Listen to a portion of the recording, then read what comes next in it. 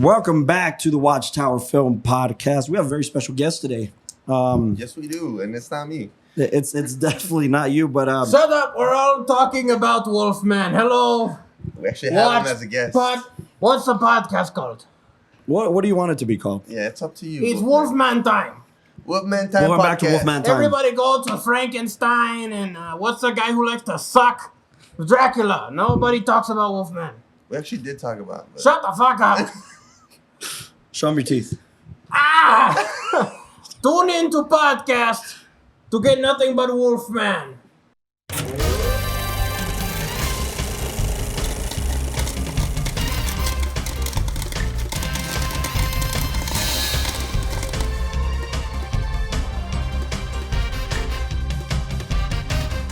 Welcome back to the WatchTower Film Podcast, the film review podcast on the Towercast Network. I'm your humble film servant, Carlos de la Torre. He's a little sick. A little sick today, a little sick, but we're pushing through for cinema. Here with me today, Mr. John Erik Sanchez. How you guys doing? Obviously, giving you the actor's perspective, and we're gonna get a different perspective. Yeah, what's that perspective? Oh, you're talking about me? Yeah. Yes, well, I didn't get fancy introduction. Move the spear. I didn't get fancy introduction from the guy who I'm sorry, runs- we have a very special guest. Yeah. A hairy type. And All the way from where? all the way from Nova Scotia. And I had to run.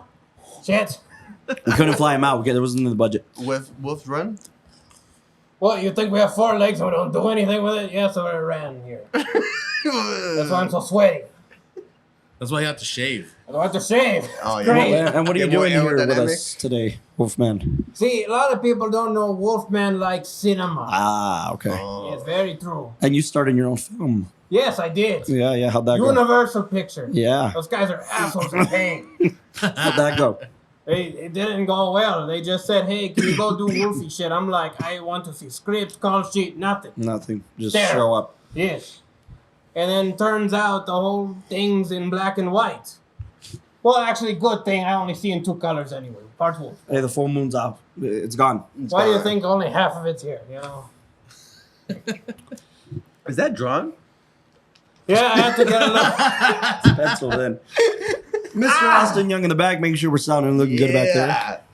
I don't have a mic today, so I have to yell. You don't have to yell. You have a camera right there. Bro. Ah! He wants to yell. He's excited. That's pretty good. Today, Can I be a wolf too? Buddy, you can be whatever you Bro, want. you're No a one's looking fucking at the bear, camera. man. Like, You're a bear, bro. he's a badger. You're the badger. oh, He's a he's a badger, badger. bro. A The word where badger. badger. A word badger. Oh, war badger. Joining us today, Mr. Erik Sanchez, Tower Productions resident horror connoisseur. Yeah. Sure. You are, man. What are you talking about, man? Whenever we need to talk about horror films, we need to come to you, dude. In case you didn't see the episode before last, we're at the Film Cafe doing Friday the 13th, and the man here made an appearance. And he also kind of sort of, we all collectively picked this film knowing that this was going to be the last of our spooky month.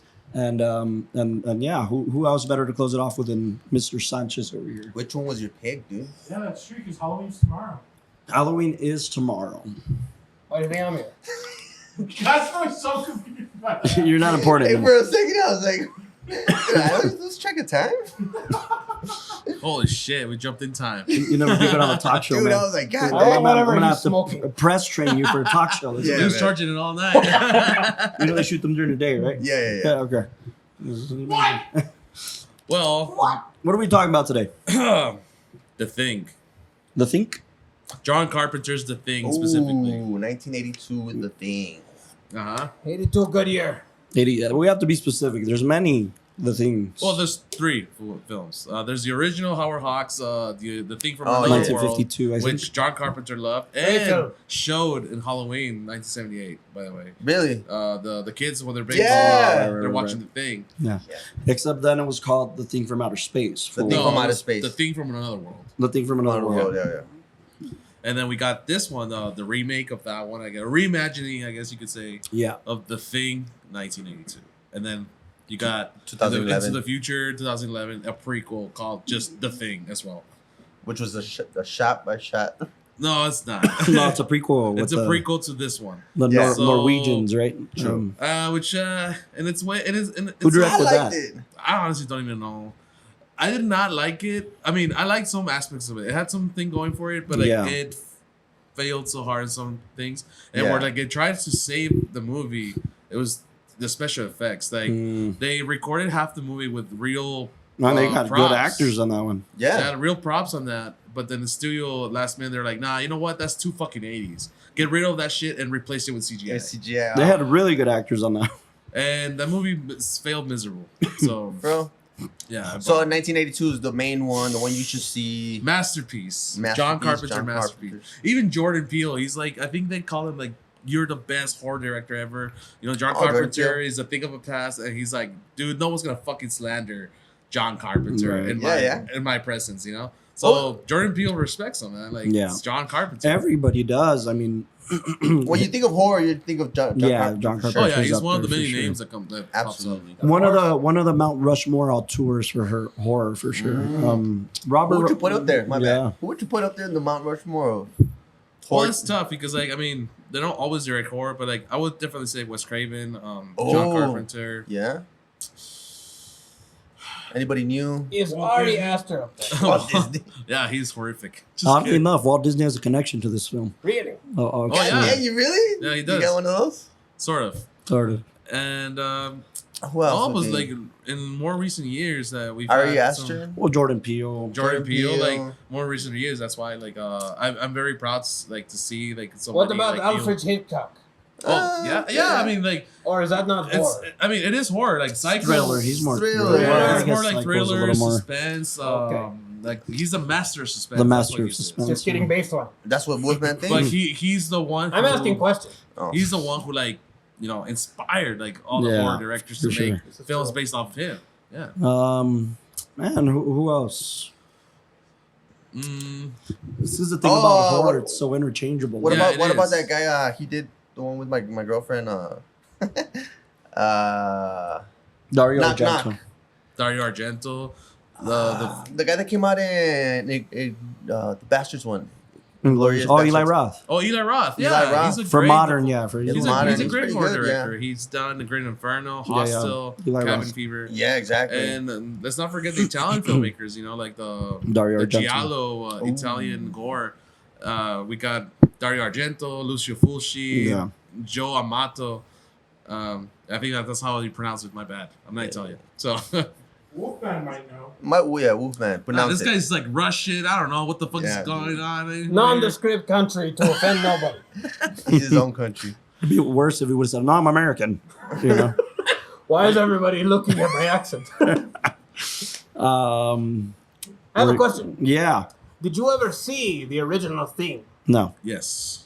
It's an interesting And film. I love mean, Howard Hawks, but I haven't seen it. Well, the Yeah, thing I is, get it? The original one had the same premise. Right. Arctic investigation, discovery kind The of North stuff. Arctic, by the Yes, way. North Arctic. This Please. one was the South Please. Arctic. Yes. But then the Thing never really comes up. They talk about it. It's supposed to be in some nondescript location, and it comes out. It's just really tall man. Have you Yeah. genuine? And I mean, I'm sorry. Am I You using you? broke character for like 1 second. Anyway, I'm not an actor. I'm Wolfman. But Clearly. non-wolf characteristics aside, He's trying to keep it and say it at the same Hey, time. you really are. You're doing good. Hey. I'm just not gonna be able to speak tomorrow. Let me tell you that much. No, but taking from the original source matter, there's not a Source. whole lot like there originally. So it's interesting to see how they adapted this film with aliens, murder, more You murder. need a third one in there, dude. I do need a third thing. And I then need you Alright, and then so- you- autopsy. There you go. It's been a Wolfman. while. It's Yes. been a while. Go get Michael. Go Yeah, get Michael. man. Go. You tied him up. Go get him. Yeah, man. Go get him. Lucky for you, I do a really good impression. So, He's imitating. Oh. Oh, shit. Quick, get the flame gun. We already stuck to the mask being on, and I'm not gonna take it off. So. Oh, okay, he's committed. He's committed. You're gonna stay the whole episode. He's gonna with be it. drenched in Holy freaking. shit. We got two hairy fuckers out Take it here. off. No, why? Take it off. Give me a reason why. Because the hair painted is dripping it's off just already. dripping. Give me 4 good reasons why. First of all, 1, 2, 3, 4. first of all, can you hear him in the This mic? shit's gonna be again? edited, right? Nah. All right. Oh fuck. So what were you saying, Go on. Wolfman? Go for Oh it. yeah. So what was your question? No, just that it's a really interesting adaptation because I saw the original. This is my impression of Michael. This is why you gotta take it off. Go get Michael. Why? Go get Michael. It's too distracting. Go. What? It's not distracting. Your shirt and the. What's distracting about this? Yeah. Go get Michael! I'm scared. I don't know. I'm horny on this. Yeah, What dude, emotions? this is not making I sense. can't make a solid opinion. I have a dog at house. No, No, but- house, so it's like it's fine. We got so used to the Russian voice of when it's Michael. It's just all sorts of confusing. Wolfman, if you don't get Michael, I'll get the vacuum. Yeah, dog. Next time you Oh, God. you break character, we're getting Michael. Yeah. So Wolfman, go on. Fine, I'll stop my impressions. Now where's this guy from? Slovakia, don't worry about it. Slovakia. It's not a real place. We have a Russian audience. Yeah, dude, they made it last The year. last point Wolfman will properly make before he gets this Michael bitch, whoever he is, This old man. is that it's a real interesting adaptation considering it didn't follow a lot from the source material. Usually we talk about adaptation. Not usually, I'm never here. But usually we talk about how it was adapted and remade. We talk about Nosferatu. Not we, but he's coming. Is he a Give it buddy of second. yours? Yes. Yeah. So, how do you feel about this being an adaptation of original source material? This is the most faithful adaptation of Who Oh. Goes There. Tell you what, Who keep goes telling there? them about it. I'm gonna go get Wait, them. Wolfman, can you tell people to subscribe before you leave? Hey, listen, all of you 94% of non-subscribers. Do it. What's the problem? You hit a button. You don't have to change into awkward, nondescript characters. You just follow the podcast. It's fun. Look at him. He's a fun guy. Smile. You See? smile. You want more of that It's like you action? stub your toe, dude. Like and subscribe. All right, go get Michael. Go get Michael. Yeah, go Anyway, get I'm Michael. gonna Take get your Michael. hands with you. No problem. Go get Get out Michael. of my hands. Go get Michael and a button. And tell Michael to bring me back a water. Is there a non-hand person here? Yeah, get out of here. So if you want to start with your rating there. Is this on your top? 10. This Top is a 10 for sure. me. Like top 10 of your favorite films, or you're giving the horror, film I'm thinking 10 horror, rating? right? No, it's top 10 of my favorite films and top 10 Whoa. of my horror films. Wow. Nice, nice. Where does it sit on your list? Do you think? It's rough. I could safely say maybe Do you put it? of all films, like or Yeah. horror based. Yeah. Do you put it in front of Halloween? It could rank differently on each list. Yeah, because I guess like if we're just doing solely horror, I think this ranks definitely in my top 2. So Wow. Which it is the always first one? it always switches with Alien, so it's like either Oh. Which one? Alien. No, yeah. And it can be horror, yeah, for sure. Oh, it is horror. So. What do you put Halloween? Michael Myers, man. That's the. That's probably like my third one. Third no, one? not the third one. Like maybe the fourth one or something like that. Because that one's like I just really like the simplicity of that movie. Suburban neighborhood. Yeah, exactly. And it's a very low budget film. It was made with like $315,000. exactly. How much was this one? The thing? 15 million. 15 million? million? All Yeah, chapter Only 10. made 19. all unpractical. But at the time, that was a huge budget for a horror film. Yeah, yeah. I mean, 'cause, Friday the third- 13th was $700,000. Whoa, so this one was the one that got millions. It's because like look, come on, like John Carpenter made Halloween 1, and then he wrote Halloween 2, which is a big success again. Yeah. Yeah. And then we got The Thing because like he already did I think Escape from New York. Did you And the eat fog. Michael, or what happened? What the hell? What? Holy shit! And then he changed shirts. And that's the... Sorry, Wolfman was getting hot and bothered. Anyway. He's And on then button the vacation. shirt, bro. Anyways, Yeah, Carpenter was already hitting his stride. Yeah, because correct me if I'm wrong, Austin. The Fog and Escape from New York came out before The Thing, right? Yeah, The Escape from New Fog York. came out Come on, 1980. Uh huh. and the other one said is. Escape from New York. Yeah, he let you out. There you I go. think it's 84. Oh, he's back. 81 was You Escape from New want York. to Hey, Michael! Michael! God damn. Who's this Damn. ugly God fucker? Oh man, Are you okay, man? look like Man, something it looks like licked you were bro. like. Come here. Come here. No, There you go. don't touch me. I'm all No, wet. all right. Sweaty. Oh god, Are you you, okay, you just though? got infected, man. I tell you, Wolfman dragged me out of the closet. and beat me up And I and was took my proverbially- Oh, clothes. so he finally came out. He took my clothes. It's crazy. It took a fucking wolfman to get you out of the closet. Damn. What's gonna take you? So it bombed in the box office. It didn't bomb. It just didn't do They great. didn't get it. It made only $3 million the opening weekend. No. And that's bombing. That's Yeah, bombing. this movie was a huge I bomb. wouldn't call that a bomb. What do you mean? You No. made it for 15 and you got 19 at the box office. It's not horrible. Yeah. No, but it was considered a big failure. Yeah, when it It came was out. considered a big failure to critics. Critics hated it. They panned it. They basically called it an Alien ripoff.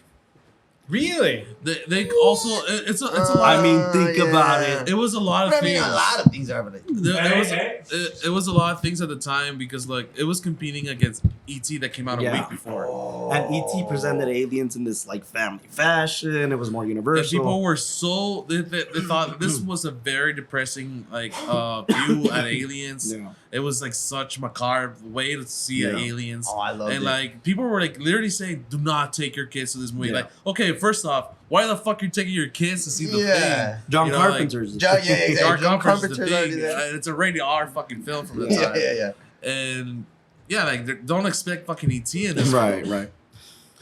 But you know, If I'm not mistaken, it released 2 weeks after E E.T. yeah, something like No it was like wonder it was like really like not Yeah. far along. So ET was, you know, Film of the year. Yeah, yeah, Film of the year. dominating the fucking box office. But it found a success later in the future Yeah. by video rental. Mm. Yeah, It it was- was exactly 2 weeks. It was a Yeah. huge success. Before with video or rentals, after? home video. E.T. That's came what out made it back. June 11th. The thing came out June 25th. Okay, yeah. Wow. But yeah, but it found a success in video rentals. Like teenagers were loving it. Young adults like us were like they Right. loved that film. Like they thought, well, what the hell? Like Would you think this is John Carpenter's biggest? yes, It's his favorite. It's his favorite. It's his favorite, and he thinks it's his best work Yeah. Oh, he- as well. And it's also part of a trilogy that called the Apocalypse trilogy. Right. I didn't know about this. Yes, So it's the first part, and then this is the first. Not a direct trilogy. So like they're not the connected. same universe. It's just the same theme. not same more of a thematic Yeah. Oh, okay, trilogy. okay. So we got The Thing, and then after that we got Prince of Darkness and Into the Mouth of Madness. Whoa, that's pretty random. Yeah, and Yeah, it's pretty great random. films by the way. I love Prince Prince, of of Darkness, Darkness, Prince and of Into the Mouth of Darkness. Madness. Yeah. So what would you rate it? Like I said, 10 out of 10 for me. Oh shoot, okay. For So both it's in your top 2 Top horror? two? top 10 horror and top 10 films of all time. No, yeah, but right now you said it's like your top 2. Oh yeah, it's You my switch top between 2 For sure. like your favorite or horror? horror. Okay, what about like on your favorites list all time? Well, that's Definitely, a tough one. it might be like in my top 3. Top 3. Still. Yeah. Who do you want to go next? What direction are we heading in for ratings? Well, Delao has never seen it, so I'm curious to see what he thinks. Well, I thought you were gonna start with Wolfman. So I was like, oh, You want them to break character both ways? please. Yeah. let me get my Wolfman burger. Wolfman thing. So this is your first time seeing it. Yeah, it's my first time. First time, long time? First time. What is it? Long time listener, first time caller. Yeah, first time seeing it.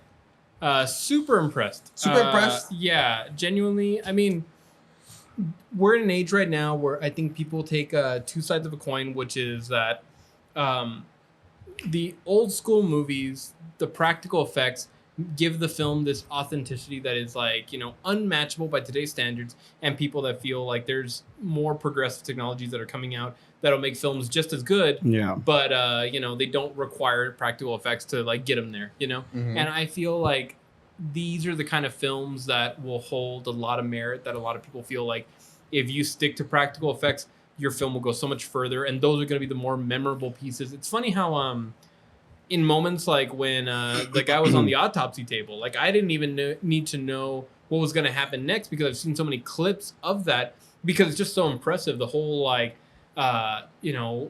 stomach opening up and then clamping down on the guy's arms and all that. Like, it's so impressive. It is so and alien. everybody's seen it so many times that I was surprised it was in this film, but Yeah. I wasn't surprised at seeing the effects. But I mean, the way it was blended together with the story and everything, just wonderful. And then I think the only reason I would give it like an edge over like things like Alien and all that is just this whole mystery of like the audience and Yeah. everybody really doesn't know who's who. So you're constantly at the edge of your seat. It's such an Right. entertaining film. It's so enticing. It's using all the dynamics of filmmaking. I feel like as far as seeing things that have also been able to match up to it, it's really challenging. It's just, he has a really unique style, Carpenter. Something that I don't think anybody can like, people might like try to imitate, but I don't think you can Yeah. get the Carpenter style unless you're him. On films of all time, I definitely give this one like a 9 out of 10. Wow. Okay. Wow. I was super impressed by it. And again, we talk about how when we first watch films and then let them simmer, then maybe our ratings will change. Yeah. But on Yeah. the first Of course. viewing, before the conversation, 9 out of 10. Just really solid on a lot of fronts. Even like I'll talk more later about like the cinematography front. They knew what they were going for tonally, and they accomplished it extremely well. And I mean, something that could only be accomplished through the cinematic medium. Yeah. Beautiful. So Are you gonna give it 2 ratings or just the? Are we all doing 2 ratings? I thought we were all doing just 1. I mean, and the horror front, I'll give this one maybe like a. I'll give this one kind of a low rating just because I think modern audiences are used to like more scares, and this Yeah. one didn't have as much scares. They're more desynthesized by Yeah, now. but I'd say like this one's still like a 7 out of 10 on the horror rating. Like I think there's films that are going to be a lot more jump scary and stuff like that. Yeah. But this one still had that loom of like you didn't know what to expect, especially Right. a lot of the dark sequences, especially when it goes to Yeah. like nighttime or the power goes out. Yeah. You're really immersed in like that kind of like helpless feeling, and Yeah. super impressive. 7 out of 10 on horror. 7 On a out of 10. film front, I was just blown away. So Wow. 9 out of 10. Nice. All right. Eric, who goes next? Let's go with Customer. I was actually also impressed. And the You horror. had seen it before, though, right? Yeah, I saw it a long time ago, and this is the first time I've seen it in a while. I think this is the perfect definition of Netflix and chill type of film. I'm sorry, what? Yeah. I like it. That's fine. Yeah. You want a girl to be scared and, cuddle with you. What do I always say? Like, The thing about horror films. the whole thing about What horror a films. great film to put on and not watch. I know That's this what is you my, just this is my, said. hey, And that's this what is it my is. take on it. But no, what's funny is that you're not wrong. Yeah. It's a perfectly you- fine movie to show your girlfriend to have a good time. Yeah. And you know why? Because they What does that mean? What do you mean? they do it in Stranger Things. Yeah. Like there's it's a this guy, classic take a this girl guy's to on a horror date film. with this like girl, and like he's showing her the thing, and she's like, "Oh God, this is disgusting," but she draws closer to the guy. Yeah. I And know. he's So it's like, yeah. yeah, you know, It is disgusting, So ain't you're it? not wrong. Yeah. So that's my God. definition of this type of film where, Okay. not to be mean or anything, but it's not one that you got to think of a lot about. It's just one of those where, I had to think. No, that's the beauty of this film. Like it Yeah, can go it worked. both ways. It worked. But yeah, I like that. The practical effects, it was actually pretty intense. I mean, for seeing it already, it was pretty intense, dude. Like the Yeah. whole being stuck somewhere. I love that type Yeah, of yeah, feeling. yeah. One of my favorite He pulled films that off for is sure. 30 Days of Night. It kind of felt like that, where it's just like they're stuck in that. Yeah, you're stuck in like dead winter, man. Like you're Right. You stay outside too long, you're gonna die. And then it's got Kurt Russell, dude. I have a really soft spot for Kurt Russell because he played for baseball in El Paso. Right. That's a cool little fact. What? Well, I didn't know that. Yeah, It he was lived the in El Sun Paso. City Devils. or something The like Sun that. City Devils. Wow. Yeah. He played baseball? Year. Yeah. For 1 year. It was pretty weird. That's And he crazy. talks about El Paso. Like, he loved El Paso. Wow, I had no idea what the fuck. Yeah, so, yeah, That's that's pretty cool. cool about Kurt I thought you Russell. just had Big Trouble in Little There's China. actually a documentary on Netflix called The Battered Bastards of Baseball. Talk about that. Oh wow. I've always like Googled stuff and I can't The find. battered bastards of baseball. I think that's what it's called. I- Yeah, there's a I just the whole have, doc is about that, but there is a snippet in there that talks about Kurt Russell. So do you guys know Nice. why he didn't go pro, or The hair. I think I read it, but I forgot why. Like I think he just went Yeah, it's the to Battered Bastards. just of Baseball. decided to act? And he stuff? went to LA and just decided to try acting. But Another thing about Kurt Russell is reason I say there's a Disney connection. okay. He was Walt Disney's like star for the better half of 10 years, and tore his rotator cuff. That's why he ended his career. Well, good transition into acting, I guess. Yeah, it worked. Well, Parlayed it he- into an Kurt acting Russell- career. She played with Serial. But oh wow. So on his deathbed, Walt Disney's last words written were Kurt Russell. No way. Yeah. Nobody knows why. The only thing people speculate is would've that he never- had just signed a 10-year contract with Disney. And and just, that's what he was thinking about. I don't know. It was his rosebud. He was his Rosebud, yeah. That Yeah. is weird. That's a real fact. That's a real Yeah, fact. Russell Walt was- Disney wrote Kurt Russell This is last words on for his Kurt deathbed. Russell. I want to sit on that for a while. Yeah, dude. I'm just trying to think like. all type But of Kurt theories. Russell's an interesting dude, man. Yeah, he's a great guy, man. A staple of Hollywood for sure. Imagine if I like died and then just wrote like Erik Sanchez kissing Carlos Del Torre and then I died. What? Like, and then like, is that a command? Is that a request? Is that the last Exactly. vision? You know?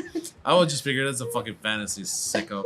you could like crumple it up, throw it I away. don't know what he's talking I about. never tell anyone. It's the meds. Yeah. But What were his last words? Don't worry about ratings. For horror, I was actually pretty. I got scared in a couple of places, but as a horror, I'll give it an 8.5. And in cinema, I've heard a lot of things about The Thing, a lot of references. I'll put it at an 8 All right, in all time. fair. It's fair. It's fair. Yeah, definitely. it. Wow. Carlos. No, I already, can I guess your rating? Sure. Yeah, can I guess it too? 10, 9, 8? 7. 6. No, I'm I wrong. think I kind of went on the opposite with you guys. I think my horror rating, it's about an 8. Okay. Okay. I think Carpenter knows how to use Exactly. I was, these small I situations forgot to say that. to really draw you in.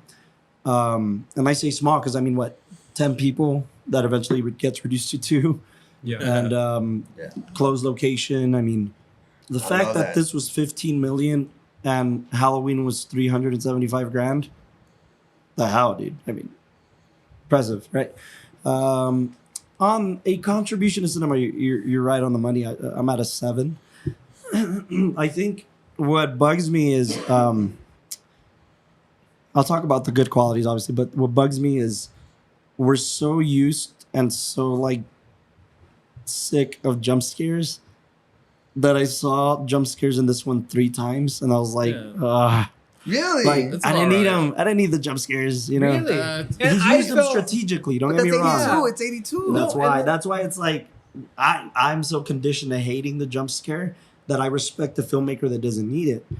Ari Aster doesn't need a jump scare to freak you the fuck He out. does. No, he doesn't. Yes, he does. He'll use Where? it. Well, He'll use Look to at be- like I mean, Get Out. I mean, like Jordan Peele has a little more of No, the jump scare. And Yeah, me it than- in does. Hereditary, I think those like moments where like the especially like when the girl gets her head like Nah, slammed. that wasn't a jump Yeah. scare. That was just a sad Really? thing. And what freaks you out is him sitting at the steering wheel, not like the actual yeah, decapitation. that's the thing I always point out in Hereditary, that the movie is so impressive that it has 0 jump scares. 0 of them. I mean, I just feel like when they were in there, because Yeah. what I get annoyed with is whenever I see horror films that aren't able to scare you any other way, so then they bust out all at once all the cheap tactics. Build up the music, Yeah, go yeah, dead yeah, that's silent, true, that's jump true. scare, and then build that's up what the I'm saying. music, He go used to them silent, strategically. yeah. He did. This one, it's like when you're expecting. I mean, there's Yeah. a bit of campiness. I when you're will say, expecting, like, you know. it's kind of like if you know Carpenter enough. I think seeing something like Big Big Trouble in Little China, like by comparison, not like Carpenter, but like, well, that's more fantasy and a little more fun. It's a little more out there, but it's I don't know how to describe it. Like Halloween, you have the same effect. You do have jump scares in Halloween, Oh yeah. but they're I think they're more tasteful than this. Really? Yeah, I feel like here You know, where we're gonna give you the jump scares almost as filler. You know why And I thought that these were didn't love tasteful? that. Is because the jump scares answered a question that the audience is having. Who is it? Who is it? Or Yeah. where is he? And not where's it or the thing. Yeah. Like, Oh, where's the that's doctor? way So, like, when the true. doctor pops out at the Right. end, that's the jump scare. But, like, that satisfies the question, like, this dude's somewhere here. Yeah, or, yeah. like, later on when then it's like, oh, who's the, an alien? And then Right. the, you know, the hand or the stomach thing opens up and climbs onto him. Right. Like, those moments That satisfy one's me. the best one. I mean, I wouldn't consider that a jump scare. No, but No, the one where it is, it ain't the yeah. thing, It kind of is a jump scare a little bit. Because you're not expecting that when he goes Sure, in to sure. like resuscitate him, it just climbs down on him, Yeah. and then that's can where I the say my favorite jump scare in this movie though? no. Yeah. It's the blood sample. Oh yeah. When I he think puts the blood- metal, the blood when he puts the sample when metal he's to it. he's Oh, and testing then the blood and it Yeah, that's flies an out. interesting one. Yeah. That was Because you know really- it's coming and it's still Yeah, fucking you freaky. don't know. Yeah, Yeah, because he goes to like 3 other people Exactly. first, and Yeah. nothing happens. Watch Like, it oh, for like shit. the first time, you don't even know if the test is gonna work. In fact, Ah, story wise, I was effective in thinking that regard. that Kurt Russell's still the thing, and Okay. he's not going to like basically something else is gonna Yeah. happen that's gonna disrupt the test because they're like, dude, you're burning blood. Like, how's that gonna affect anything? So then, when that jump scare happens, like, it kicks off this new train of thought, like, oh, the test is real. How are they gonna solve it and all that? So, like I said, the jump scares to me are satisfying because they really are accomplishing a goal. In other horror films, like I'll mention things like Hereditary or like The Nun. Like, you know, you're not really wondering Yeah. like Yeah. when they're gonna pop out, or when they do pop out and scare you, it doesn't do anything for the story. Yeah, It doesn't do I anything to, wouldn't like- say Hereditary. I personally wouldn't. 'Cause Oh, I'm sorry. I meant The Conjuring. Yeah, okay, Yeah. Yeah. No, yeah, The only good thing about The Conjuring is Vera agree with Farmiga. all that thing. And even then, like, I hate fake jump scares. Yeah. And like, I think we're it just was- so conditioned to like, it was fine when Wes Craven did it for Oh, Scream yeah, because yeah. it was new. Like that was like a and it fake was out. a meta thing. It was It was like, a- oh, I'm gonna use exactly. this. Yeah. But then like everyone started Yeah. doing it, and like, all right, You know, they there fucked was it a up. blog where they tested which one were the top 10 scariest jump scares of all time. You know which one's the first one? That had like the highest heart rate? Insidious. Huh. I don't know. They didn't say which I part. don't. Here's the thing. And I then don't. I Conjuring never was saw I think like it. 3. I never saw it because that was the era of horror that I hated. You hate it? I just Yeah, totally I- ignored I I that like era. that of film, horror. but yeah, I hated all the other like ones. anything after what maybe Saw, like the first 2 Saws. Yeah. I just couldn't do it. I don't know. I just ignored that era, and then it wasn't until what do they call it, elevated horror, The elevator horror. came that I was like, Yeah. we're back. And- you know, we're and saying something. You know? Again, it's to me the difference between this horror film and other horror films. Yeah. That after a jump scare, the only thing I feel like when I watch these newer films is like, oh, okay, now we're past it. Right. Like, well, here's the but thing. here I was like really immersed in that moment because like, oh shit, like you guys said, like the test worked, or Yeah, like, yeah. Oh, there's the doctor, Yeah, because yeah, you know, yeah. like I felt like it was really That's good. contributing. I mean, I'm Yeah. all for it. I just like it's a problem of being from my generation and experiencing that era of horror where like I'll say it, man. When you go to a theme park, yes, I'm gonna go there. When you go to a theme park and you get on the roller coaster, you do it for the sake, you do it for the fear, right? So like once you're done with the roller coaster, it's like okay, like that was it. Yeah. Had my fun. And that's how I see the bad jump scare horror films. It's like, okay, that's it. That's all you wanted me Yeah. to feel. Like, No, so that being said, that's kind of why my rate. The reason this is my second time viewing it, or second or third viewing it, and coming back to it, I thought it was fun that like a lot of people don't know this. When I was reading on it, the underlying kind of exploration of this film was because of the AIDS epidemic. So like Interesting. AIDS, Who's you don't got know who has it, Yeah. because they don't appear as a monster. They appear they don't appear as this negative thing. Yeah. Of course, they're just normal people who happen to be infected by something. So that was the kind of underlying fear, right, that informed cinema in the 80s. So before it could have been the Red Scare, before it could have been like war, whatever. In this case, it was AIDS. And that's a really interesting commentary for me. Yeah. Like, if you really think about it. Yeah, if you look under that lens, especially like the whole thing of people being like best friends and then turning on one another. Yeah. And they even had a comment on that earlier where it's like, oh man, but that's like the guy who was burning in the snow. It's like, he's my best friend. I've known him for years. It's like, well, that doesn't matter. He's infected now. Yeah. And then we treat him like infected. Yeah, because like it's not him anymore. Like it's something else that's beyond understanding. And it's a commentary on both sides. Absolutely. It's a commentary on, well, you have it, and I don't know if you have it. Scary human thing. And the other side, it plays very different because like this is based on a book from. It's based on a short story. Short story, right? On called "Who Goes There," and this was what I want to say 20s, 30s. Yeah. Oh wow! It was like very old story, and this is, by the way, the most faithful adaptation compared to the classic one. I think it was also a bit of the. I always heard like. I don't know if it could be wrong. It had to do with like the scare from back then as well, like the book that was written at the time. And I think the 50s took advantage and tried to make it more of a Red Scare. I think the Howard Hawks one. Yeah. The I believe it. It's Howard By Hawks. the way. Like Russian spy. Like who do you know who's who, and how do I trust you're the person that I know? Yeah. So that's a really interesting thing. I think I've heard it in the past. Yeah. But I was like, they don't harp on it, and that's what's great about it. I think that's a really good way. That's a really good way to look at it. Well, that's what I was saying. That like the other thing that kind of balances that out is it's not only a scary situation. I don't know who to trust. It's when you find out your best friend, when you find out whoever has it, you turn on. You're an asshole. Yeah. You know, you're almost like COVID, like 6 feet, like don't touch me. Like also it shows you both sides of humanity and like how shitty people can be. Also the mentality at the very end, like the two guys where it's like either one of us could have it and we don't really know. And if you really came down to that fundamental level, like they almost both don't care. They're like, dude, we just sit here and this is how it is. Like we just burned the world. Yeah, and I mean, if you look at it from the reflection of like the AIDS epidemic or so, it's almost like if let's say you were never gonna know who had it and you never know how to like tackle it, then at that point, like, are you really gonna just keep fighting? And let's say you find out who has it, but then nothing really changes. Like, it's just like like they came down to this fundamental human level, I guess. It's a bleak ending. Yeah. And, before we get more into it, Austin, man, can we get a rating that we will reiterate into the microphones? No. You rated an 11 out of 10? That's crazy. I really don't understand why you won't use your cam mic. It's going to pick up just fine there. No. You can't It's just... been going on for the whole podcast. No, but I mean, we're filming you. So, like, just can you give, like, a hand rating? Cut to me, so it's easier.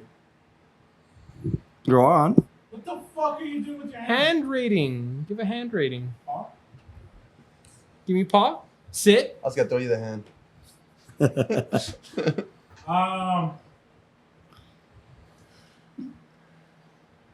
The film as a whole, I'd give it a solid 8. And as a horror, I'd give it like a 4. This many? A 4. A 4. I think like the law brought it up earlier. 4 is horror. We're so desensitized to a lot of these things that I could see how back like in the 80s it could have been. That's how I see it, yeah. And stuff, but nowadays when we watch it, it's like. Tell you what, I'll give it a 6 because that's true. Back in the 80s when it came out, it was probably a lot more. Dang. Just because they lauded the Wolfman, huh? Hey, that was a real Wolfman. Oh, yeah, that's right, my bad. I'm offended, by the way. I'm just kidding. By the way, fucking the whole fucking time you've been doing shit. I thought the Wolfman's imitating him. Yeah, dude. That's not at all. No, yeah, dude. I'll kill him. It Don't could worry. be any one of us. Yeah. interesting that you say that because when they were developing this film, It was called Wolfman and Wolfman and the Thing, Wolf in London. People, Hollywood thought it was a B movie, and nobody really wanted to make it. Oh, really? And even when they were casting it, they like reached out to a bunch of people before Kurt Russell, Jeff Yeah. Bridges, Tom Berenger, Christopher Walken, Chris Christopherson, fucking Christopher Don Walken? Johnson, Come yeah, on, Clint bro. Eastwood, all of them fucking turned down. I think in fact, Christopher Walken. Yeah, they were trying to Christopher get, Walken was a very different I actor think they back also then. Dude. had I a mean, script for it already in the So there's a 70s. thing out there. And like they were trying to get So someone to make yeah, it.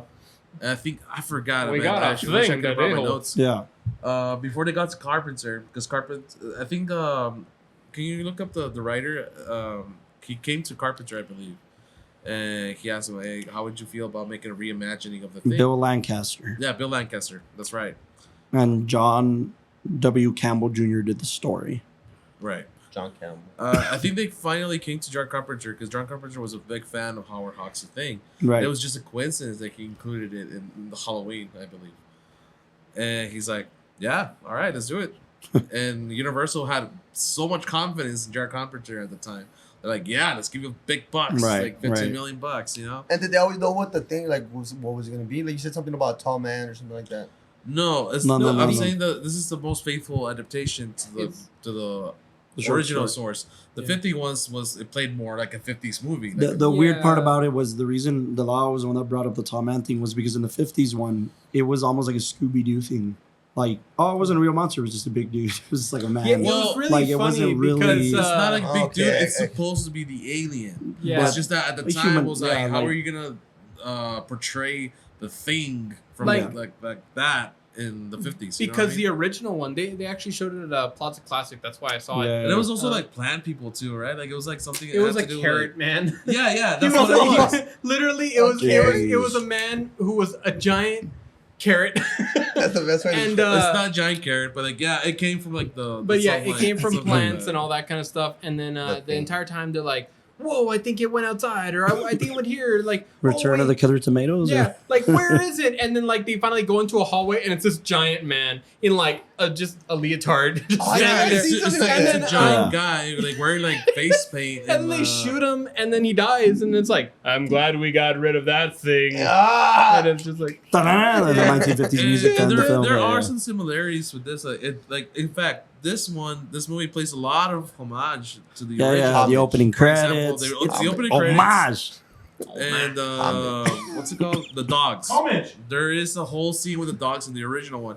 You see the thing fighting the dogs, like he's Okay. like slamming them on the That's ground, pretty dope, yeah. like Poor wrestling. dogs. Instead of, like, this one just things. sucking it Well, all. there's a couple cool things with the dogs here. So, like, the name of the dog, his name is Jed, like the real dog. Jedediah. And Wolf he's, dog, by the way. he's in every scene, right, except the opening scene. The opening What do you scene, mean? it's not the same dog. They painted the dog in the opening scene to look like Jed. Really? Yeah. So the inside scenes, the interiors are different dog They than painted the one the outside. dog. And they painted the dog to look like Really? the actual Really? dog. Yeah. That's Another thing. animal cruelty nowadays. but Another thing back to, then, to back kind then. of allude to not only the 50s one, but John Carpenter's kind of genius in the sense when the dog appears, there's a shadow behind him of a man. Right? Mm. The whole point of that and what John Carpenter did is he didn't use any of the actors. He used a crew member Really? to be the shadow so that nobody could, so it could be even more suspicious. You know That what I can't love? tell whose By the shadow way, is, Yeah. By the way, I'll go on record of saying I think this is the most like brilliant filming of an animal that I've seen to date. John Carpenter agrees with you. Yeah. He was like, he never looked in the lens. This dog was like a This good actor. was Professional. amazing. Yeah. Like Yeah. even when I saw like the dog looking out the window with like the amount of care, it Yeah. really did give that feeling of like, oh shoot, there's And- something up with this dog. And this Yeah, is yeah. the second time this dog has ever acted. Which is Second. the first one? I think he's been in a first film before this one, but I forgot what it was. Okay, famous. But this is the second Jed. film, But and yeah, like dude, like the so acting on the fucking dog, man, like yeah, it's great. talking about like dog acting, like I mean, In the hallway scene too, like when he creeps through the Yeah. door, he's Yeah. like, no, all right, like, my favorite scene is when it's like, okay, get in there with the rest of them, and he just lays down Yeah, he just straight. lays down. and looks Oh, so yeah. forward. mechanical, And, like, right? All the other dogs are just so natural. Like I don't know what it is. Maybe being dog owners, like we all know that natural. Like Yeah, oh, it's they're just chilling they're there. chilling there. That when you see a dog just Yeah. like lay straight and Looking look at the straight, you're wall. like, Yeah. oh man, this dog's. By the Yeah. way, like that was another thing that Carpenter wanted to stay away from when people were judging him on Nothing. on Alien. right? Alien had this Wait. almost. John Carpenter did not make it. I know, but we just talked about Oh, how people my were bad. I was like, comparing wait. him to the Oh, yeah, Alien. you offended So, Eric. yeah. I was like, hey, Come on, bro. Oh, fun fact, because it's Ridley Scott. I know who directed Alien, Eric. Okay. This film opened on the same day as Blade Runner. Same It day. did? Oh, I didn't know that. Opening day. Like these two films Another- against each other. Yeah, So another- the Thing, Blade Runner, E.T. I mean, come on. Yeah, no It's chance. gonna be Man, this was rough. It was rough, It was a rough. Also, Yeah. man, what iconic like cinematic film year. I know. Like, Yeah. I wish I could Blade go back. Runner, E.T., and The Thing? Shit. Good Go year. to the movie and be like, which That one? Would've been your badass. year. That would have been my Yeah. year, yeah. And anyways, no, they were comparing him to like how how the depiction of an alien almost looks like just a big ass man, right? An alien. Yeah, Little But- Green Man, right? Right, but in this, that's why he went crazy with the special effects to like, no, this shit's gonna be weird, wacky shit And that's from outer all the- space that could No, do some I- crazy I shit. went that route. you know? You know, it's so funny because even like the whole title and the description, The Thing, Yeah, you're expecting that, you know, the whatever the alien or the creature is, it really isn't very like easy to describe. Right. That's why they call it The Thing. Yeah. And I was Mm. so impressed at the practical effects to really make it that every time you looked at it, you're not getting the same answer twice. Yeah. Like one moment it's a spider, the other moment it's like a squid, the other moment it's like That's a true. dog. you You know, gotta like you gotta give him credit. Rob Bottin, man, Right, Boston. Oh, Rob yeah, we were Bottin. looking up from he was Rob Bottin. 22, 23, 22, 23. 22. Yeah, when he was making Damn. all the special effects for this. And dude, that guy worked his ass off. Yeah. wait, 22 Because he was made all even this? he would even faint. Like he Oh had, yeah. he had Of moments of exhaustion. he collapsed out of exhaustion. He Like, would I think sleep in the he worked studio. like a whole year That- He would that's- sleep in the studio. in the That's lab. what you want from Yeah. you He, guys. never, he didn't go working. home. Like, he was Yeah. not home at all. Like Yeah. he God. worked his ass off in the special effects, and they were always running behind schedule. And John Carpenter was like, "Hey, how are things going?" Like, dude, Just whipping shit up. yeah, like he was fucking Wow. working his ass off. Yeah, and dude, I mean, like, when you look at the effects here, I don't think at the time they had an Oscar for special effects, but if Oh. they did, I mean, easily. nah, man, like I am Huh? I'm so Wasn't like. that a Razzie? oh, no, yeah, I'll that's just- like my favorite fact about the whole film. So Oh, we'll get We'll to get that. there. We'll get to the, Right? we'll get to the score about the yeah, man. what was it? The raspberry Razzie. Yeah, the Razzie. whatever. Anyways, that's why I'm so salty about like the critics back then. Like, they, And so is John Carpenter. It's not that I'm like, bad. come on. It's because you know what? The film was ahead of its time. I think Yeah. Yeah. it was really ahead of its time, and I still agree to this day. Like, I think it holds up. Like, sure, like some of the things, like you see it, like, all right, well, that's obviously We've not. I had forgotten about it and it still holds up. I was like, whoa, I what's think gonna it happen? holds What's gonna up. happen? Me, I personally think it holds up like the same way Alien holds up. Yeah. And Rob Bottin, man, like that guy just retired out of nowhere. I think He was in just sick of 2002. it already. He was like, man. I think it was 2002. The depressing thing is that CGI took over, Right. and I think It it just almost like it just like it Oh, that's shot sad. down his like to just I His don't production shit, yeah. know, and he decided to retire early. That's But I'm sure he inspired. Like, you know, we talked to Oscar award winning Barney Burnham on this podcast, and I'm sure he influenced people like that. Yeah. And I mean, Yeah. they're directly And I mean, inspired it's by guys. like that. so impressive. I mean, you know, at first, like when you look at like the molding faces and all that, I mean, I think to today's standards, we feel like, oh, it looks kind of fakey, but like when you look at it move, when you look at any Yeah. of the kinesthetics of the creature, impressive. Oh my goodness, so, Like the way the impressive. spider legs come out, Yeah. like yeah, upside down dude. face. So the spider wasn't CGI? Nothing. That's There's- impressive right there. yeah. not at The all, spider man. was. I want to point out one of my favorite fun facts about this film, which I'm just gonna harp on, like I talked about on Friday the 13th. Go for it. Most of the scenes, with the exception of the exteriors, obviously, were shot on the soundstage in LA. Wow. The special effects, yes. No, most of the film was shot on the soundstage in LA. So the Only outdoor the scenes- exterior scenes weren't. Oh Where yeah, were they shot The, on? the interior scenes were in a soundstage, and they put The temperature to 40 to degrees, 40 degrees. to replicate the And temperature. they would drink. I love that. They said that they would drink hot coffee that way to keep. Oh. Or, which is why you see Kurt Russell's character smoke a cigarette in the first couple scenes, so you can see the breath. That's why they did it. Yeah. So where were the outdoor? Do you know? Yes. There's so 3 locations in total: sound stages, British Columbia, Yeah. and some glacier in Alaska, I believe. That's where The they. day scenes. Yeah. That's incredible. But again, So sound stages. I mean, with a $50 million Let me, budget. let me Yeah, right, ask right. this. Helicopter. There was a fucking helicopter in the Yeah. film. Like, Where's my helicopter, Austin? Go on the low. Damn. so Not great I mean- character. another aspect I thought was super impressive, and you have the name of the DP. Like, we'll kind of shout Yeah, that yeah, out. yeah. Dean Cundley, I believe. Dean Cumley. He did Jurassic Park. Jesus, I mean, Nice. one of the things that they teach you. He's made so many. Like, One of the things they teach you when it comes to cinematography is that they teach you this element of motivated Full lighting. frame Roger Raspberry. Motivated Really? lighting. Yeah. He did the Mandalorian. Mandalorian, he's more still recent going. works. Wow, I'm telling you, he's great. he's a good guy. Crazy amount. He's a good Well, guy. when you study like cinematography. Oh no, he did Jack and Jill. He did Halloween 2. He did Jack and Jill. Anyway, Oh, wait. I can't forgive the Let Dunkachino, him man. finish. I just can't forgive the Dunkachino. Citizen Soldier, Back to the Future. I'm sorry, go He on, did go on. Back to the Future. Duncan Chino. Hell yeah. Project X. The other 2 Back He did to the Flubber. Futures. Just Oh my talk, gosh, man. just start Casper. laughing. Just The talk, man. footsteps. They do it on purpose, Apollo bro. 13, Flubber, Hook. Crippen Dodge Tribe. He did all the Back to the Futures. Alvin and the Chipmunks. Alvin and the Chipmunks.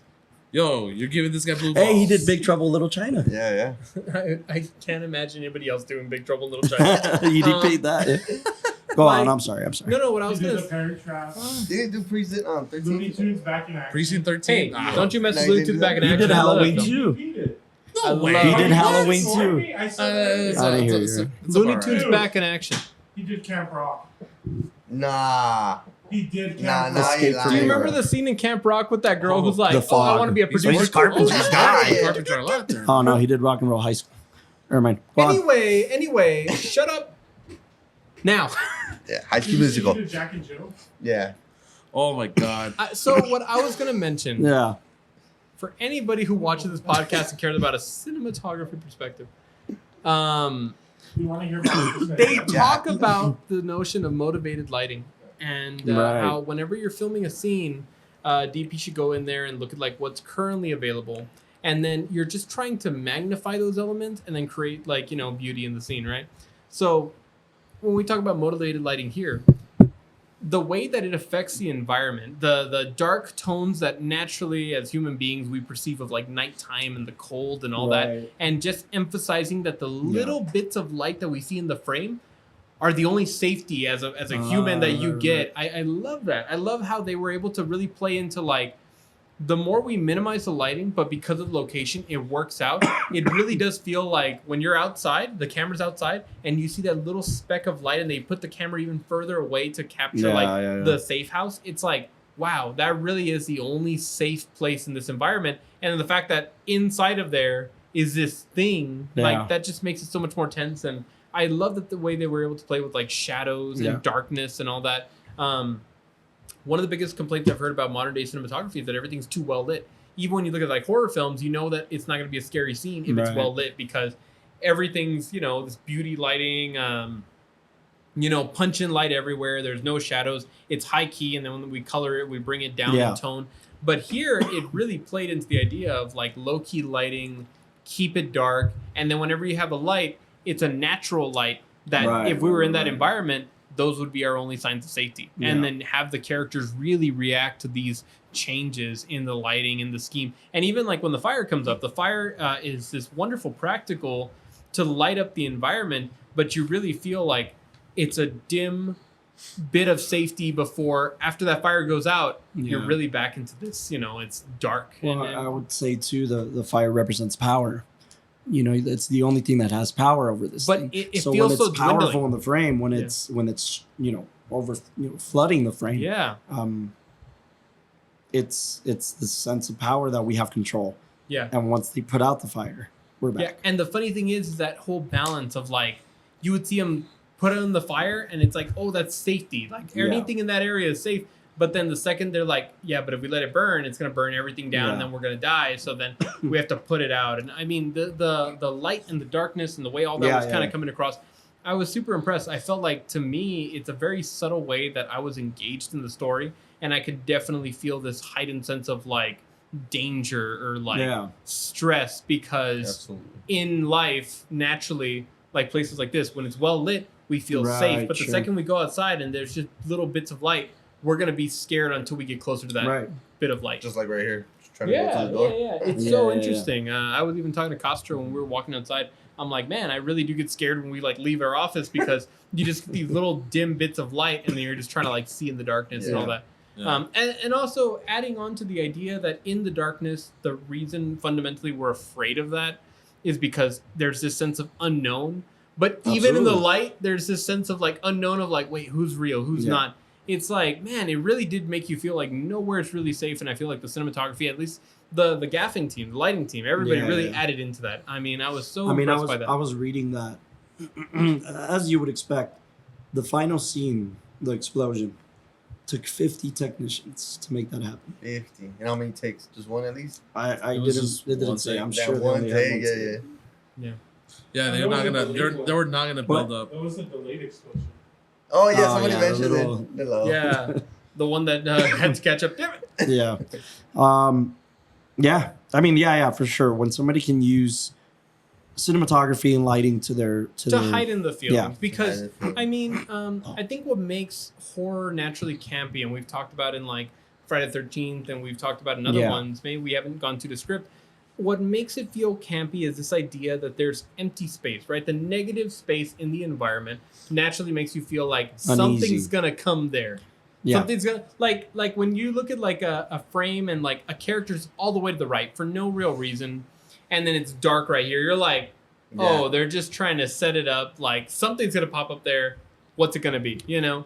And here, you don't really feel that. You don't feel the campiness of we're gonna scare you now. It just feels like no, any type of fear you have right now or any type of like tension you feel for the characters is created from like the environment. Because this is why horror is my least favorite genre. It's because we know the tropes.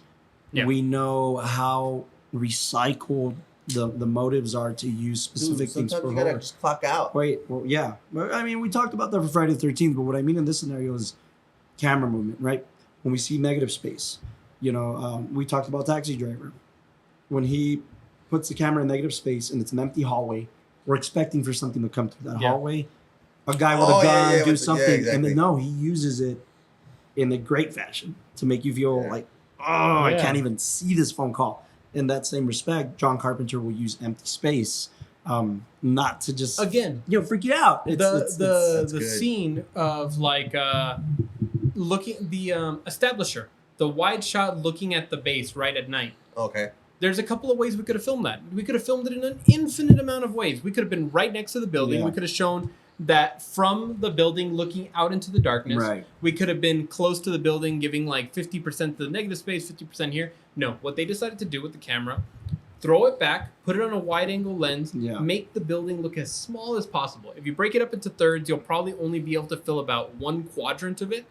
And then that's your bit of light. And even then it's super dim. Everything else is dark. Yeah. The floor, the sky, everything else. And all that does for the audience is give you this sense of like, wow, safety for these guys is so far away. Yeah. And even being inside of there, you don't feel like you're going to get much for free. And it's subconscious. Nice. It really is subconscious, but it does give you that effect. And I thought that was super impressive because, again, we talk about horror today where they just want to jump scare you. They just want to give you enough negative space to be like, oh, main character on the inside, what's going to happen here? I think one of the biggest things about this is the claustrophobia. You're stuck in one place. Yeah. Like, you leave camp, like, sure, Antarctica's huge, but you're freeze. And you got to be cognizant about that. I mean, when you're filming a movie, if you want to create a sense of claustrophobia, don't go for more telephoto lenses to add a beauty effect. Go for more wide angle because you're going to get wall to wall. You're going to get these bigger senses. I mean, that's something that it really is understanding the feeling your equipment is going to give you when you finally go out on the field. Because, like I said, they could have shot this in an infinite amount of ways. Yeah. But what they did is that they kept the wide angle lens for most of it. They back it up a little bit. So yeah, all the characters smushed into frame. All the characters, even though I know that like you could be infected, I could be infected, whatever, we're all in the same frame. Yeah. So it could be any one of us and we're all right here. So yeah, it's super impressive. I was super impressed. Yeah. Take notes, cinematographers. That's good, man. Yeah. That's a really good take. Good take. Let's talk about the music a little bit. There you go. You got to clap. Wow. Ennio Morricone. Why was it supposedly bad, corny? This I don't was know. Because they don't know better. This was composed by the late great. He just passed away I like have 2 a years fun ago. fact, by the way, which I think that's where you're headed. Yeah. I don't know. It's my favorite fact of the whole film. It was composed by the late great Ennio Morricone, who's Italian composer, he's a fucking legend. Got a bad rap. They had hired another composer, and then that composer died, and then Ennio Morricone came to replace him. And this is the first film that John Carpenter didn't score himself. John Carpenter's notorious for scoring his own films. Yeah. So this was the first time he didn't. he outsourced. And he basically Ennio Morricone was basically like, I'm going to do a subtle John Carpenter thing. And basically just replicated what he thought a John Carpenter thing would be. Okay. And And John it's- Carpenter did help a little bit of Yeah, it. a Was little bit mostly like some synths that Yeah. you hear, but most of it was just Morricone. Morricone. And the subtleties of it, right? But it got such a bad rap and people hated it. It And lo and worked. behold, some 20 years later, Ennio Morricone would come to score his last film, Quentin Tarantino's The Hateful Eight. And the unused score of this film was used for The Hateful Eight. No way. Yeah. Just it's called Bestiality or like something like that. I think the Okay. the actual name of the score Of the that he score. used. And you know which one it is? You know what part it is? It's the part where the coffee's poison. Ah. Dun, Yeah. dun, dun. It's like Yeah. it's just like it starts to go all crazy because like And this oh guy shit. loved Kurt Russell then, I guess. I guess, right? And that's the crazy thing about the Hateful Eight. It was heavily inspired by the thing. Makes sense, right?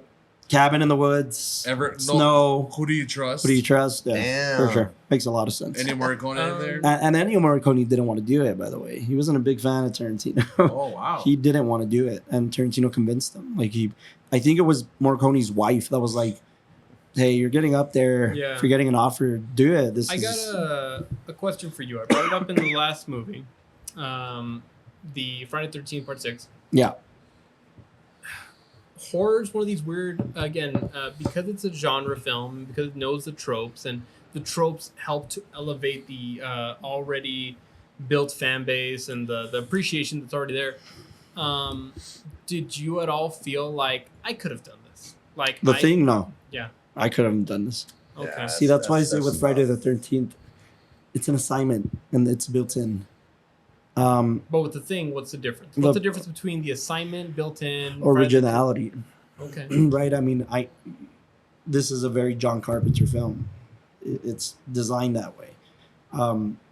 If I would have made The Thing and I based it on the 1950s one, They would have fallen in love with the alien. Yes. No, but I would have I'm joking. Yeah. replicated that a little more. I would have instilled that a little more. I see, I see. A retelling of sorts, but being faithful to that version as opposed to Carpenter. It's like he was a fucking hippie making films, you know, and he ran with it. Very rock and roll, very punk rock director. That's cool. You know, Yeah, he was. and didn't follow the rules. And not that I'm different or anything like that, but you need a very specific storyteller. Yes, I agree. Eric, you're a horror writer director. Do you feel like if you had gotten the script, you could have done the same job, or do you feel like no, this is still something that I would never be able to come close to because it's so much in his vein and his style? Mine would have been absolutely different. That's an interesting question because, like, say John Carpenter never made this film and I was in that place. Yeah. That's hard to say because, like, the reason I feel like I could make something similar is because of this movie. Yeah, because You know, you've been this so movie inspired by like inspires 80s me. horror and all that. Yeah. Like, this movie inspires me. Like, for example, if I had the chance to make the 2011 one that came to me, Right. I would have done it justice. I feel like No, I no, could yeah, have done that's it more justice, or confidence. maybe I would have given more pushback to the studio because Right, like, right. Yeah. no, you're not gonna fucking replace all my shit with CGI. No. That's But what- this that's what again, makes this a is thing. 2010, where cinema was still suffering a lot from horror Yeah. bullshit. But it's hard to say. I don't think Yeah. I don't think I would have been able to It's just to hack it at the time. You know, like Yeah, in no, '82. to me, I feel like it lies in a really impressive area where, Yeah. again, authorship. You know, we talk about people like Scorsese. I talk about Anderson. You talk about some guy who's rich and like all that. Some guy we was named Richie. yeah. Some good- My- That was my a cousin Richie Richie. No, but in all that we talk about like how they really have defined a style, and as much as Yeah. people would like to go in and say like, I could do that, I could do this, these conversations really bring out to me the elements that it's like, geez, it's so impressive, Yeah. and I could not have come close to telling this because there really is that kind of careful style. You could define it any way you'd like to, but again, the final product is so unique to them. I'll say something that I'm learning more and more as a filmmaker. I like to tell stories that Are good. shine light on the human condition, and in some fashion, this one did something I'm still kind of afraid to do, but I'm learning to do more and more. Is Kurt Russell's character had a huge backstory that was taken out of this film. Really? One of the original scripts had, or notes, Carpenter's was, he was a Vietnam helicopter pilot who saw some pretty horrific shit. So that's why he's not phased by seeing. And that's why they're able he's to always- handle And it. that he doesn't hesitate. Yeah, he's always drinking. You know, one of the critics panned this film saying it's basically a big ass commercial for the JB whiskey because that's how you see it. Oh yeah. But what I love about that is that there's only one line in the film that gives you any indication that supports his backstory, and that's when they say, "You got to sleep sometime." He's like, "Oh, I'm a real light sleeper." Why is he a real light Yeah. sleeper? Because he was in the war and he sudden noise freaks him out and Man, wakes him yeah. up. You know, so Yeah, he's That's- ready. He's ready to action because not only he's a fucking Yeah. helicopter pilot, he maneuvers a flamethrower and Right. shotgun, and he's quick to action. Like, Yeah. boom! All right, I gotta take you up, even if there's a storm Yeah. in a few Yeah. hours. All The right, I'll action take hero. you. right. Yeah, So McCree's badass. So Yeah. kind of an '80s hero archetype too, right? I mean, Yeah. that's just part of the deal. But One-liners. I was just waiting for him to say there's big trouble in Little China. Right. Go But I Oh, say wow, that that because was great. that's ballsy, man. Like to take that part of the story out. Yeah. That's but it leaves ballsy. and I kind you of know? I kind of like how there's like a little mystery to a little bit of everyone. Yeah. And everyone, you kind of just like, oh, they already know each other. It's they, so risky as a storyteller, man. Yeah. It's so I agree. risky to be mysterious because then you either don't give enough or you give too much. Yeah. You know, so it's so risky as a storyteller to be like, we don't need it. We don't need his entire backstory. We just need him to be this character. Yeah. You know. And then just to kind of complete the round circle table, Castro, which character did you feel like, God, I would have loved to absorb that role, really play into it? And which one maybe do you feel like I wouldn't want to do, or I could see the talent in that actor, like, maybe I back off from? Like, Well, the first part, like you were saying, Kurt Russell, this is like your typical 80s character. Yeah. He's got those one-liners. He's a badass flamethrower, know-it-all.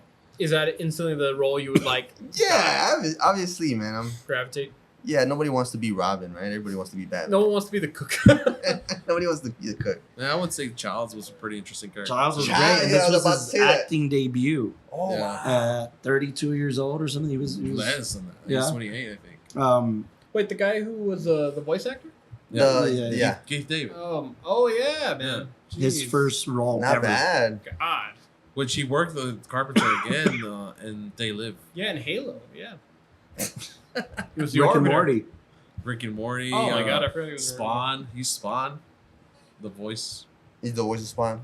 It's because I've been recently replaying the Master Chief Collection on Halo, Oh god. and like I just see You him like, Xbox fucker. yeah, I see him pop up so many times. I'm like, whoa, it's the Arbiter. By the way, there's Back to someone who wasn't beat up in high school. Yeah, I know, man. I fuck girls. Oh. sorry. He did the meeting. Yeah. That's right. Did you want to punch him in the face right I'll now? wedgie him right now. So in Halo 3, Anyways, No, acting. and for the second part, I don't think there was like a bad character or a bad acting or anything. I think they were all necessary. I mean, they all had their own little dialogues, but did you guys hate anybody? no, I but got I mean, annoyed like, by I liked like you know that everyone. typical like, what are maybe- you doing? maybe Windows a little bit. Windows. You know. well, no. By the way, fun fact, totally coincidental according to the filmmakers. Oh yeah. There's a character named Windows and there's a character named Mac. Ah, that's Yeah. cool. Yeah. It Windows has and Mac. nothing to do with the operating Wow. system. Mac Yeah, is like short for McReady. McReady, yeah. Windows Mac. Wow. That's pretty cool though. I like Yeah. that. Also, a character named Copper, which could also be Koopa. Want to put Roll you in the credits. face or? Yeah, somebody just snuck into the studio. We'll get him Hopper out. Don't was worry. the doctor. Just please not Wolfman. But I just Windows got on my nerves a little bit. John Carpenter did Windows. a very similar thing James Cameron did with the crew of the Colonial Marines. He had them rehearse, I think, for like a week entirely, like a whole week. That's Something good. like that. Yeah. It could be longer. They had them Yeah. just rehearse, but practically it was more like them bonding. That way, True. when you see the scene, like, I like that. they've known each other for like some time Yeah. already. Like they're playing fucking pool. Yeah, because It's they're playing uh, songs together, or they're cleaning together. I don't know. It's like, needed. I Or think did it. you- Go ahead. Well, no, I was just gonna say that I think that if you didn't have that element there, something like this, I mean, you need to have the character do something that makes you feel like they can connect to each other, as opposed to just like, oh, he's dead, rad, like No, moving yeah. right along. You Yeah. need to have something there that really like does connect everybody. Yeah. Everybody's got to have some type of positive attribute, you know, like even the guy who's like listening to music and he's roller skating, like you don't want him to die. You don't want him to like, you know, be an alien. And, you know, I feel like even like everybody else, when they're like joking around, they're doing something. I think you were talking about Barbie, not the thing. We're on the thing right now. Wow. Amazing. You got anything else to say? Anyway. Anyway, he did his eyes. Wolfman Oh. was about to come out of him. Yeah, didn't he? Wolfman was about- No, but that's like on Eric's scene where like they were all pals. Right. Did you read that thing about Kurt Russell pulling the prank? Oh yeah, on Carpenter. No, what happened? You want to tell or you want me to? Go for it, because you have the mic. So, played you know, Frank. Mr. Russell got comfortable with his flamethrower. And, What do you mean? And, you know, after the first time of using it, I'm kidding. The first time of using it, Oh, okay. he came running to Carpenter with fucking bandages all over his face. And was like, I fucking burned Oh, myself. Like, I that's just pretty did good. it, like, Okay, that's- freaked him the that's pretty fuck good. out. Like, practical jokes on set. You know, That's pretty you get good. comfortable. And that's not the first time too, because like what they did one time, I think they were offset already. All the crew and all the actors were all fucking drinking, and God knows where in Alaska. Mm. And this is a mining town they were hanging out with. Like they were into all the spaces, and they were like Yeah. fucking getting drunk. They left one of the actors, like he was pissed drunk. They left him in his front fucking the front door of his apartment, or like the hotel, Where you're staying with at. his new at the time new wife. Like I think they just got married or something. And like John Carpenter was not happy about it. Like they just fucking dropped some That's drunk messed asshole. up. Jeez. By the way, tell me that the flamethrowing didn't inspire Rick Dalton in Once Upon a Time in Hollywood, right? And then like he's such a similar character, and Kurt Russell's in that movie also. Like Yeah. you Oh, know, wow. fucking Tarantino loves this film. Yeah, Yeah. that could have been something there. Anyways, Has the ratings changed? Mine that's not. mine hasn't. Oh, I have another fun fact. Yeah. This is one of the few Universal films that doesn't have the logo. Okay, do you guys know why? Yeah, I know why, but the other ones were 1941 by Spielberg and the Blues Brothers. This Why? one was because the film opens with a flying saucer over Earth, so it would have been too confusing. Oh, like Yeah. showing an Earth and like Oh, cut yeah. to it. Yeah, Or, that Or makes- I mean, Universal cut to if Yeah, it was that- modern day, they could have yeah. really flipped that into a If cool it was thing. But so now, Yeah. it's like, yeah. so that's Oh, why. and by the way, if you're Norwegian and you saw this movie, they were already like spoiled. I mean, it was pretty obvious. Like context clues, right? Yeah, yeah. The dog. The Norwegians are telling you that's not a dog, that's a thing, and then they're trying they're to kill shooting the it dog from a So helicopter. that's the only thing. They're like, By the way, That's since good. I haven't seen it, the 2011 That's one, does it end with them in the helicopter? Yeah. Yeah. Okay. oh, wait, is I mean, the cool. new 2011's from the perspective of It's a the prequel. Norwegians? yeah, it's a prequel. Oh no way! I So, kind of want to see that. I I'm kind of telling just you, it's I like good. I'll sit through I it. You know what? I'll sit through it Just for to that get end that shot, just And like Rogue One. You know, what? like I saw it recently and I was like, all right, this It's is all right. that's fun, dude, but like, the two leads are but fucking great actors. The CGI is horrible. The I don't remember the female CGI. lead It's is 'cause, look, it's- Elizabeth but, like, Winstead. all right, I'll give you this. Like CGI, all right, horrible, but some of the plot and some of the logics in the plot, or based on what you know from the thing, the original one, are like, all right, like a little far fetched, or like it didn't work. The script didn't work, but overall, it was, if you had to use like better special effects, I think it would have been a better movie. But I by forgot the about way, the special like, effects, but Elizabeth Winstead is the lead, and Joel Edgerton Austin is the lead in that film. he is. So, I think like- one of the Game of Thrones guys comes on in that one too. Yeah. Um, I will say this. I don't think I've seen a film where I wanted a sequel more out of in present day. Like if John Carpenter Yeah. came back to direct one film One with more. Kurt Russell, present day, dude, I'm all Yeah. for it. Marty's dead. He's not. No, he's Neither of them are not. dead. Neither of them. They're gonna die. Like, in Oh the my film. god. Talking about like in the film. How do you Oh, know yeah. that? They were Oh. expecting a rescue team. No, No, they no. weren't. Yes, they were. No. They said we just have to wait All right. out the rescue team. Stop. They're dead. Hamilton. Who do you think And was the thing at the listen. end? I don't think either of them were. They're not gonna get rescued. They will. The rescue team was gonna come in spring. Oh, it was that's the right. first That's week true. of winter. Yeah, that's true. Damn, this guy knows. Yeah, dude. Well, they Now, have fucking now cans the there. ultimate question, because it's such a depressing, bleak ending. Well, It's yeah. like, well, it's not a good ending. Like they're gonna die. They're gonna freeze. No, I mean So, that doesn't make it a bad ending. but right, like a lot of people thought it was depressing at the time, which Well, sure. they hated it. Yeah. But the thing is, Ah. who is the thing at the end? Neither of them. I think you're reading this like because you've seen it so No, many no, wait. times, but Who do you think is the thing? It's not Kurt Russell. It's the other guy. It's an alien. No, but who's the thing between them two? Childs or Kurt Russell or McCready? Child. Child. I don't think either of them are. I don't think either of them. So where's You know who is has it? the right answer and is never gonna say? Carpenter. Well, of Ándale. That's Wait, because that's so- what he wants. That's what every Yeah, filmmaker wants that's what to every- say. yeah, Figure exactly. it out for yourself. Yeah, But you've seen this so many times. I like to think that Carpenter was going for a Shutter Island type of ending. Was Leo crazy or not? That whole aspect, and it's up to the audience. But I didn't get that. Yeah, Yeah. no, I didn't get that at all. I got that. You got that with this ending?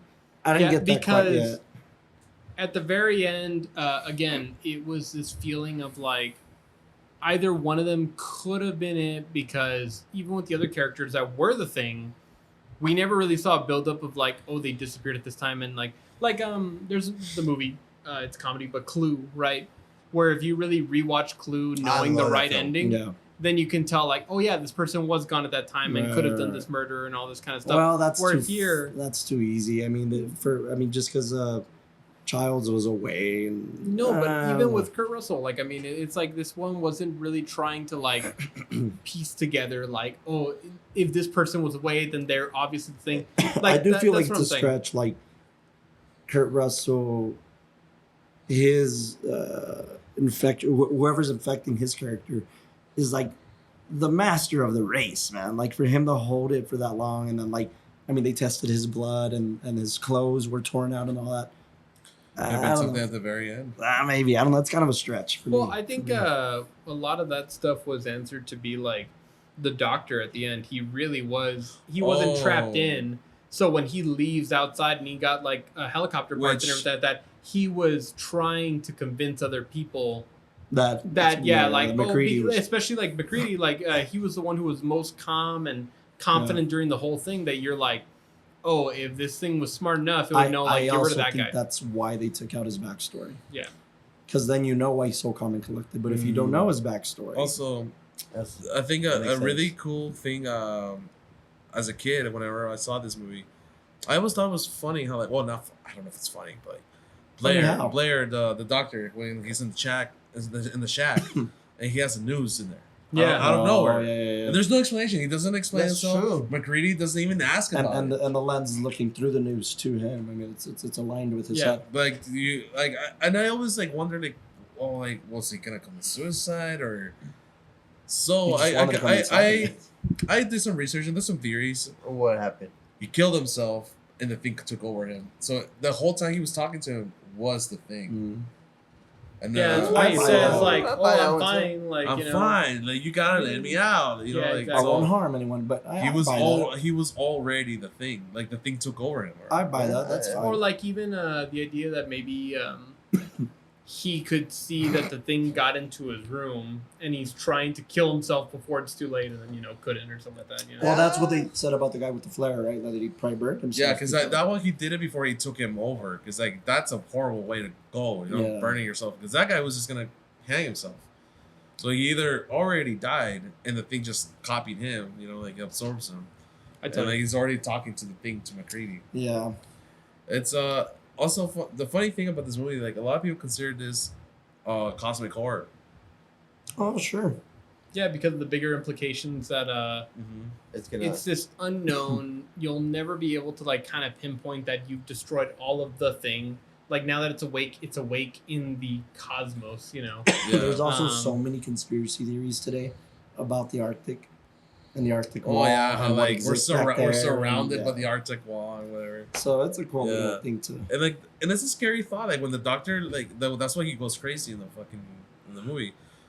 He finds out if this thing gets into civilization, it's Earth is Right. fucked. That's the Right. whole thing. Yeah. It's done. Like That's Earth, why he there's no way. Fucking He destroys everything. That's Yeah. why he goes insane. No one's getting off this fucking ice. Like we're all gonna die here. We cannot let this thing out. I will say this. My ratings stay the same same. only Same. because I need to watch it more. I think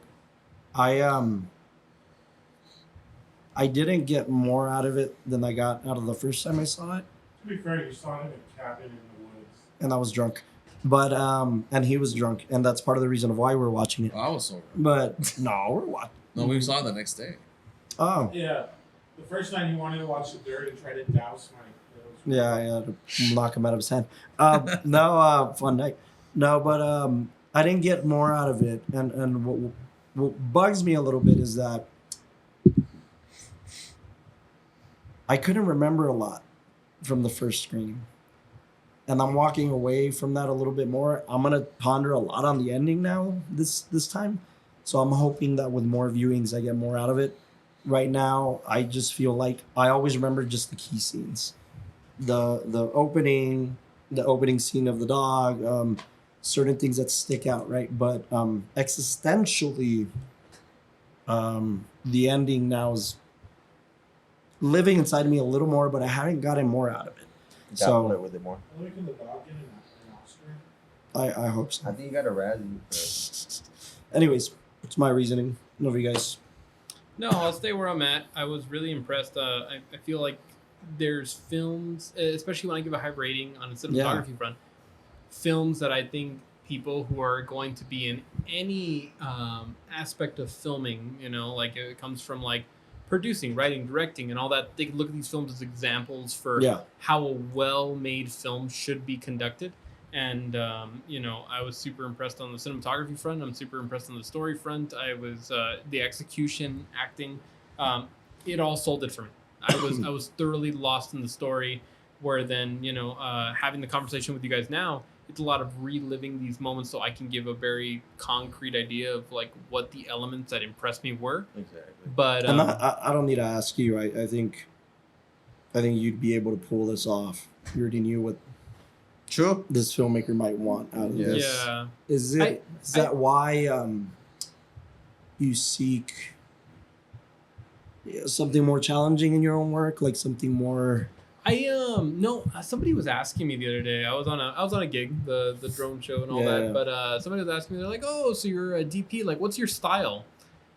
And I was like, "Man, that's rough." Because I said, like, as a DP, I don't think we have the luxury Yeah, to be locked into like one genre. Like, I just do romance films, or I just do horror films. or I very just few do this. people that can say that, because, in all fairness to that question, there are auteurs in cinematography. I mean, Definitely. Chivo, Roger Deakins, like these guys have developed a style. Absolutely, Yeah. absolutely. But I feel like even when you look at them, Yeah, if what's it called? Deakins wanted to do a comedy, he could do a comedy. Right, If right. We're comedians. like Chivo wanted to do something that he was did Dr. Seuss, so yeah, that like tells you. Leonardo just came off of Killers when he go to Barbie. Yeah. again, I feel like when you're a DP, you understand lighting and you understand the tool of the camera and how that's going to affect the subconscious of the viewing experience. Right. And I feel like you just got to be ready to kind of dive in everywhere. So like, Fair. you're taking elements that you would find anywhere and then trying to make it into this perfect little piece for your film. So again, I have a lot of respect for the cinematography here. I feel like I would do this, but again, sometimes the cinematographer is also like trying to satisfy the vision of the director, and I feel like the director knew what he wanted. You know, if the cinematographer just kind of went up there and said like, "Hey, I filmed it. What do you think?" and then the director's like, "It's fine," you know, then you get films that are kind of meh. But this director, I mean, yeah, he knows what he's looking Carpenter for. and him had a shorthand. You know, Yeah, they've done like 4 or 5 exactly, pictures exactly. together. So. Yeah. Kind of like with you. I mean, I could film a film in any way, but I'm going to be going to you and being like, is this what you're going for? Yeah. Or is this not satisfying the vision? You're like, no, this doesn't feel like it. This Yeah. this isn't accomplishing what I need. So again, it goes. Man, back you to act like that's all I tell you, motherfucker. What do you mean? I'm telling you, no, this doesn't accomplish my. No. But we we just had a conversation earlier, Right, and about in a that shot. conversation, I storyboarded it one way, and you were like, I get that, but this is what I'm envisioning. So Yeah. I'm bringing in my expertise to help satisfy the Sure, ultimate sure, goal of the sure. film, but I'm also listening to Of what is course. the Any tonality, good because DP. you're the compass. The director is the compass of the film and everything. So yeah, but ultimately, rounding back off to this film, I was super impressed with, especially like I feel like you could watch it at any age, any time, and it's going to hold up for sure. So I'm gonna stay at my 9. I think it's great. Not going anywhere. Great. Any final thoughts, gentlemen, on the thing?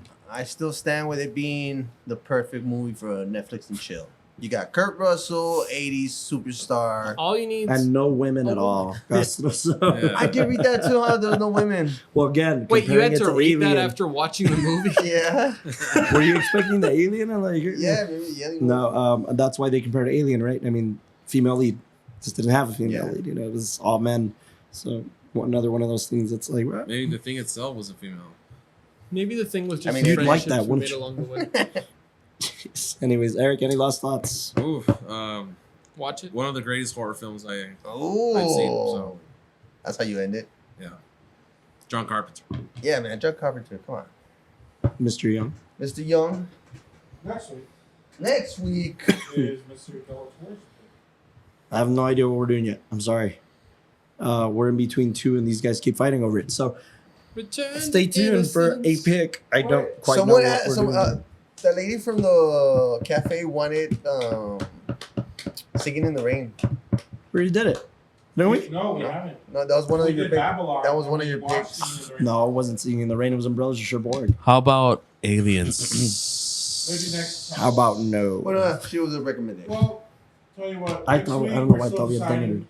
But the week after that, we'll be at the cafe. We will be at the cafe doing A Star is Born. In 2 weeks. Oh, dude, I want to cry in front of people. Then don't. Well, then I won't watch in it. in the hopes to motivate people to go see Maestro, Bradley Cooper's new film, produced by Spielberg and Scorsese, by the way. And gonna throw that out there. Cam Opt. Yeah, by a gentleman we met who we can't talk about the law. Yeah. Join us at the Film Cafe. Stay tuned for next week. Whatever I decide to pick, it'll be something cool, I hope. And hopefully you enjoyed our spooky one. Yes. Oh. Oh, Hopefully happy you- Halloween for people Happy watching.